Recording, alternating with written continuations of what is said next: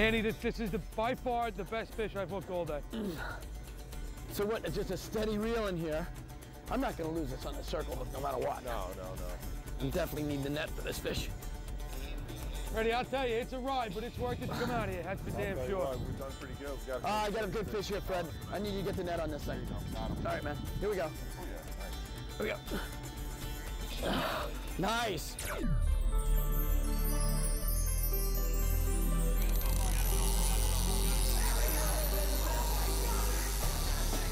Wow, nice fish.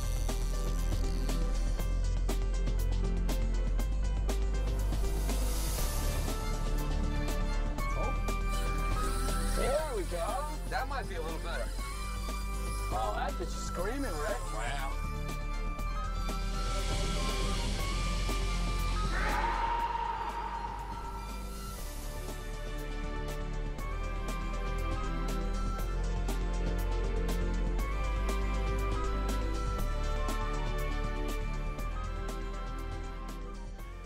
You're watching Northeast Angling. We're proud to present inshore and offshore saltwater fishing. We cover every species from fluke and porgies to stripers, sharks, and tuna. You can learn more about techniques, tackle, and destinations at neangling.com. Now sit back, relax, and enjoy the show. Well, guys, that had to be arguably one of the longest drops I've ever done. We just, we would come out of Freddy, Point Pleasant, New Jersey we came out of. We just ran 95 to, just got swamped again, 95 to 100 miles. And what started out as a 3 to 5, went to a 4 to 8, and now it looks like it's slowly coming back down to a 3 to 5. We're 95 to 100 miles offshore, fishing in the Hudson Canyon for tilefish. It's the middle of April, and we're all by ourselves. We've got one other boat out here supporting us just in case They're to pick us all up, goes I wrong. think, if something goes horribly wrong. So let's not think about that. But Fred, this is something that you do now.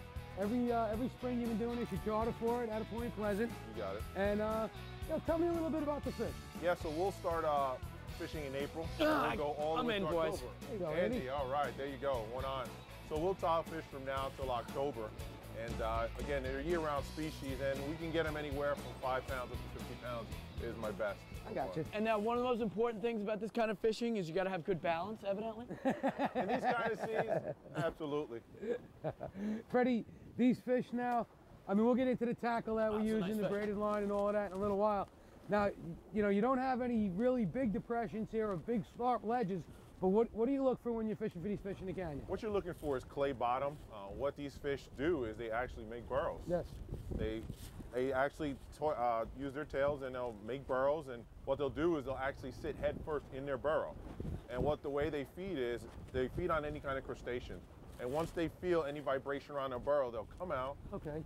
suck down their prey, and go back into their burrow. Okay, and now we're using a variety of bait today. Well, actually, we're using squid and clams for the most part. You got I it. know cut bait works, guys. You know, I'm sure a bunker fillet would work, Andy, something like that, mackerel fillet. I think also the key is to make it even better. We're soaking it with Activate. And, you know, it's dark down there. And I think any extra bit of scent is certainly going to help. So what's the ETA on that? About another 15 minutes, Andy? I'm starting to feel like the fish is somewhere behind the boat. Freddie, depth? Depth, we fish anywhere from 350 feet out to 800 feet. 800. You Woo! got it. Now you said we were talking before at the dock before we left, and we left about 3:30 in the morning, and obviously you can see the sun's up here. But you said yeah, the deeper spots you usually see bigger fish. Is that what you were saying? Yeah, the biggest fish we had was which was 48 pounds, which was caught by actually Capt Billy Madden. It was actually in 580 feet. 580. Well, boys, this could be my first tile fish ever. All right, there you go, Andy. Oh, popping a cherry. That's fantastic. All right, Andy. I just missed one. There he is. Boys, my first right, tile Andy. fish ever. Nice job, buddy. Wow, this is a pretty fish. That's the golden topfish. Oh, we got I'm in. another fish on, Rich? Yeah, I think so. All right.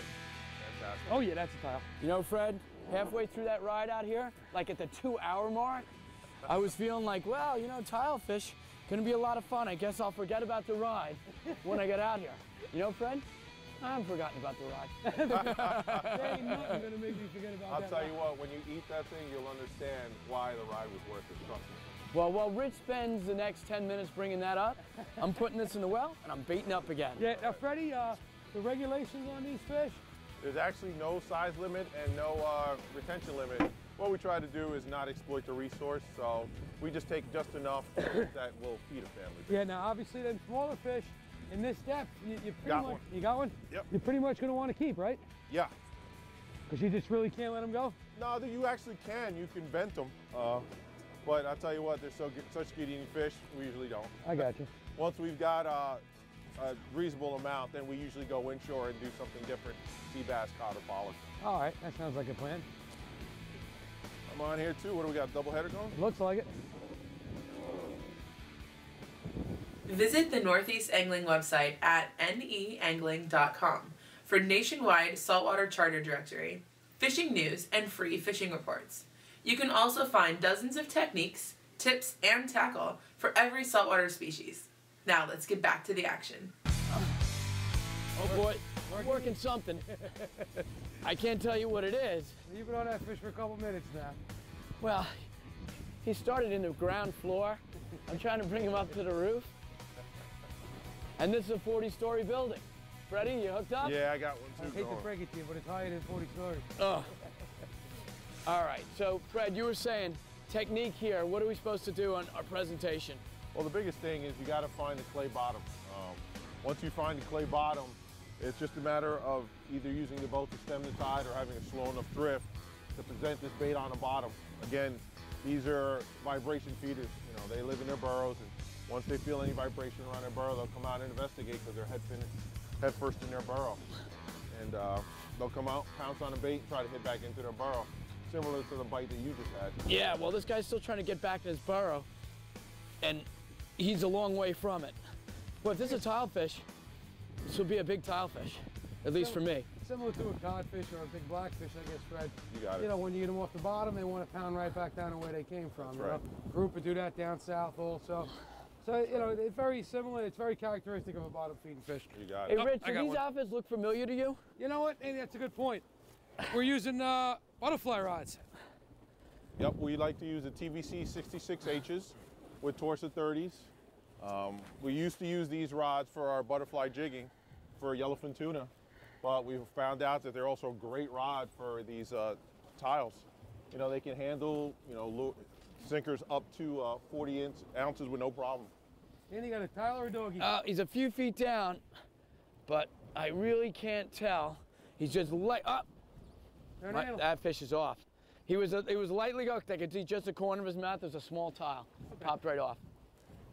How about you guys? I have no idea. I'm working. It felt like a tilefish when it hit. It was that fast wrap, you know, unlike a dogfish with the pound. But, well, we'll see in about, I don't know what, 300 cranks? Yeah. I'm going to put the screws to him right now. I'm going. Come on, baby. Let's work it.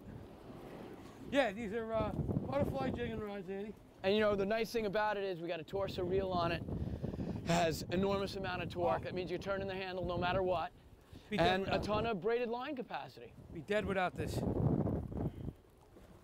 Well, Rich, you've been into that fish for a while. What do you got over there? I don't know, Andy. It hit like a tilefish. I know we've had a couple dogfish earlier. Seems like when you find the dogs, you don't find more than one. But you in, Andy? I'm hoping that yours is a tile because I figure that's what I got. I got one too here, guys. Oh, whoa, what are you sneaking in there, Freddie? Not as big as yours, maybe. Or maybe Freddy's I'm like just the stealth bomber there. There we go. Maybe There's I'm a just a tile. little stronger. Oh, there's a nice fish, guys. There's a nice fish. Oh, that's a nice one. There we go, I'll take that. Whew. All right. Tile time! You got me on that one. That's a nice fish. That's pretty, ain't it? I think Andy might have the pool winner on this one, though. He had a good bend in that rod. Well, I got a ways to go. Now, Freddie, technique, you were just telling me, Andy, you know, make sure you're on the bottom. What am I supposed to be doing here? Well, the biggest Not this thing, part, like to hook them. well, the biggest thing is I like to use circle hooks. I like to use a three-way on them. And I actually show you. I like to use a three-way sinker at the bottom, 2 3-ways on a circle hook. Yep. What I like to use on these rigs also are these B2 squids, these glow. Because we're talking to 3 to 800 feet of water. Berkeley makes that product. It's a scented squid. It works real well. You got I mean, it. this is a pretty looking fish right here. Now, you got the colors on this fish, too. Beautiful. Almost like a little bit of a yellowtail snapper, you know, Andy? Without the forks in the tail. Very similar. I mean, this fish looks like he belongs down south, don't you think? Well, you know what? Talking about down south, this would be a rig I'd be using down south if I was tuna fishing. Look at the choppers on this one. I mean, they have some row of teeth in there also. Beautiful. Well, this one's going to make it home to the dinner table, that's for sure. There you go. Let me hop you up, Freddie. Stick him in there. Hey, Freddie. Last time Rich and I fished with this outfit, we were hauling on tuna on butterfly jigs. Right. It looks like you found another use for it. Oh, absolutely. Well, I'll tell you the big thing about these reels that I really like is every crank picks it up 42 inches. That's amazing. You know, so I mean, for this kind of deep dropping, you really don't need electric reels. Guys, I got a heck of a tile Oh, here. nice tilefish. You want a net for him? You want a net? I for him? got it. I got him.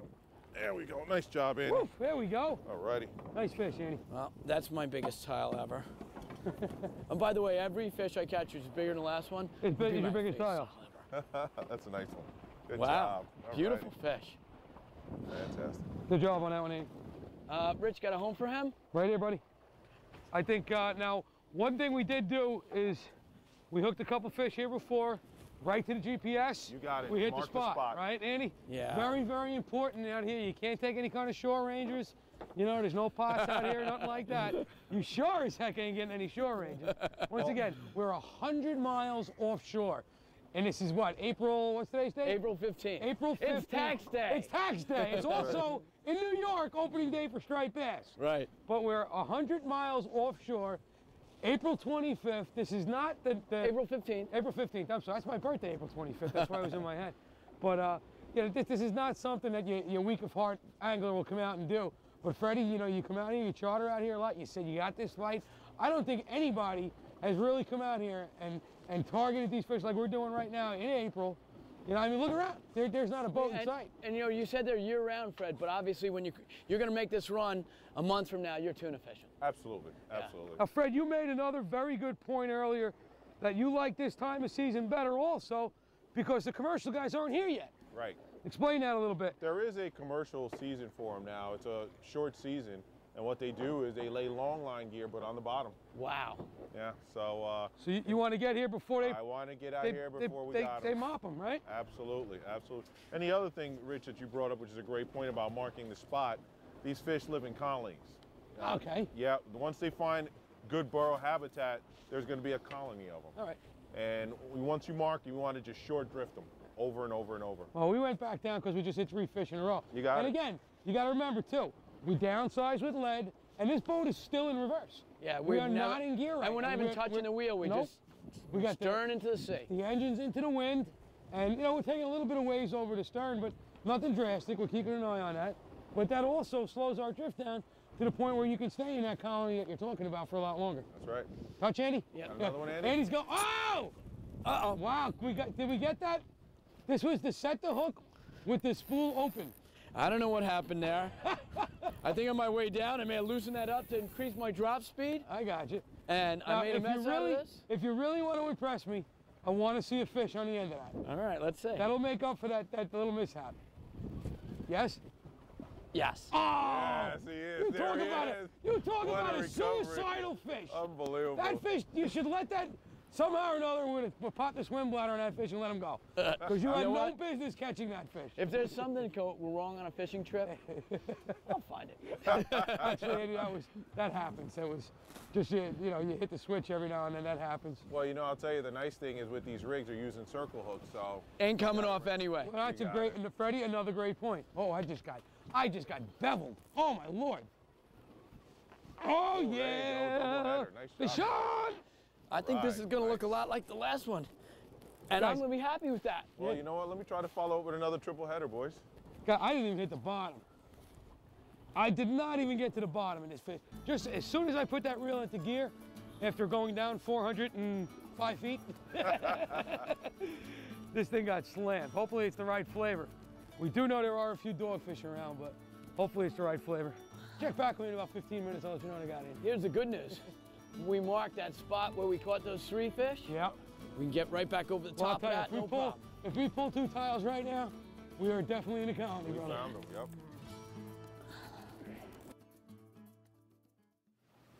Visit the Northeast Angling YouTube channel for hundreds of videos, including full-length episodes, exciting clips, product reviews, and instructional videos. And now, the exciting conclusion of Northeast Angling. What do you prefer for this? I don't think we could do this without braided line. No. If we did, first of all, the line capacity, the reel would have to be much bigger. Yeah. The braided line, thin diameter, a lot of line capacity. And you know, you can feel the sinker hit the clay bottom and stick. You can decipher the bottom. Right. You know, when you're on a hard bottom, you feel it. Yeah. You know, and again, you know, monofilament with all the stretch that's in it. In 500 feet, I used to codfish like that when I was a kid. We used to use 10-foot rods. You know, and with a 10-foot rod and 40-pound test mono, you were lucky to get that jig 2 feet off the ground with all the stretch. Now we feel everything. As high as you lift that rod, that's as high as that sinker comes off the ground. Freddy's being awful quiet in that corner over there, Rich. Oh, guys.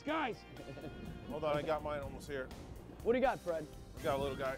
Tilefish. Oh, guys. We're on the right bottom. You know I know we got to get out of here soon, but This could be, we're very much this near is the end of the game here. Well, this is the best fish I've hooked all day. This is a good, look at the bend in this rod, Andy. This is a good fish. Look at this fish pound. Beautiful fish. Out of the hole, Freddy, right? Oh, yeah. Oh, man, look at the bend on this rod. Oh, I got a long way to go, but this is fun. Look at this, Fred. Oh, man. This is a good fish. Let me get the net on that, Rich. Well, you got about 10 minutes. You know what? My fish isn't bad. Probably doesn't need the net. All right. But it's going to be decent. This is a good fish here. I got a long way to go, though. First, and then I'll get. I got a long way to go here, guys. Oh, man, look at the bend in this rod. Yeah, El Cheval is a great rod for that, guys. Oh, come on, baby. Get this track. Come up from the depths. Wow, this guy, he was taking drag, Fred. Every time we've had a fish take drag today, they've been decent, Rich. Andy, this is by far the best fish I've hooked all day. So what, just a steady reel in here. I'm not going to lose this on the circle hook no matter what. No. I definitely need the net for this fish. That's a solid fish.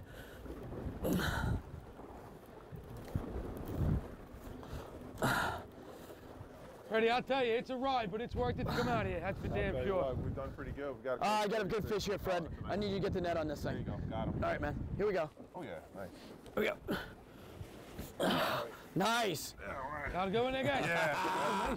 Nice fish, Andy. Good job. Rich, how you doing with yours? I'm getting close. I'm He's getting holding close. the net. Hang on. Just give me a second here, Rich. Got it. Not bad, huh? Got time, Fred. Wow. You know what? This has been unbelievable. Oh, yeah. I'm getting this guy in the well. Nice. You want to get over and give Rich a hand? I think Rich might have the pool winner. I don't know, but this is a good fish. You close yet? Yeah, I'm Hang just on, about. I'm dumping him. Here we go. Actually, I got color right now, Freddy. Oh, guys, this is a good fish. This is definitely a good fish. Freddy, you got the net there? Yep. All right, I'm gonna swing him. Oh, yeah. Nice. Ah! Woohoo! Good job. Nice. Look at him, look at that! Look at that. You see that, Freddy? Wow, look at that. Got him? Oh! By the circle hooks and they're good. Yeah, Freddy, that's a good point. The circle hooks. I mean, Andy and I religiously believe in the J-hook. In every seminar, we say the same thing. Yep. We don't like them. But actually, for this, because of the way we're fishing, that is probably the right hook. That is. Let me see that fish. There you go. Man, that's beauty. What's that? A Mustad Ultra Point Circle. You got it. Oh, that's. I like it because of that heavy wire See, now diameter. that fish was actually gut hooked, and that hook came up and caught the roof of his mouth. Wow. Because I could see where the hole was here, and I could see the tear in the side of his gill. So Just a good, solid fish. that is a nice fish. How big is that fish going, Fred? That'll go 13, 15 pounds. Wow. Beauty. Yeah, beautiful fish, you know, Look at add to what we got color already in the again. box. Nice to handle these fish too when they come up. Slide them this way. Well, I just wanted to feel what a big fish felt like. No, Now that's beautiful. Freddie, that's 15. And you said you've had him here up to 45? Absolutely. We've got him Wow. up to 48 I can pounds out here. only imagine. Yeah. Okay, we got a couple beautiful fish in the box. This has been a trip that we're definitely going to remember. That's for damn sure. I'm going to remember the ride out. I'm Oh. hoping the ride back in is going to be a little I bit hate easier. to break it to you, Andy, but these conditions really haven't flattened out too much since we got out here. It really hasn't laid down much since we got out here. But again, this is the important thing about canyon fishing also. You know, guys think canyon fishing, you know, big Bertrams, we're in a 28-foot Triton. Right. We're in the Hudson Canyon, 100 miles out. All right, so we might have a few screws loose. But again, we know the weather's going to get worse later. We're going to beat it in. Andy, what do we equip the boat with? Make it safe? You know, we have a raft. We have an e-perb. Rubber raft with the oars? No, we have a real Revere raft. Okay. You know, it's an offshore raft designed for this. We have an e-perb. We have solar signals. We have everything we need. Yeah. And you've got your sat phone. We have everything we need, in theory, to get home. God forbid we have a problem or hit something in the water. Again, you know, one thing also, if you're going to come out here and you're going to do this on a regular basis, survival suit's not out of the question. Yeah, also. absolutely. It's a great thing to have. But I mean, you know, we made this run. It took us 4 hours to get out here, 4.5 hours. Probably going to take us about 3.5, 4 to get back. Thank you for watching. You can use the buttons below to subscribe to our YouTube channel, watch more videos, or to learn more about the location, techniques, and gear as seen in this video.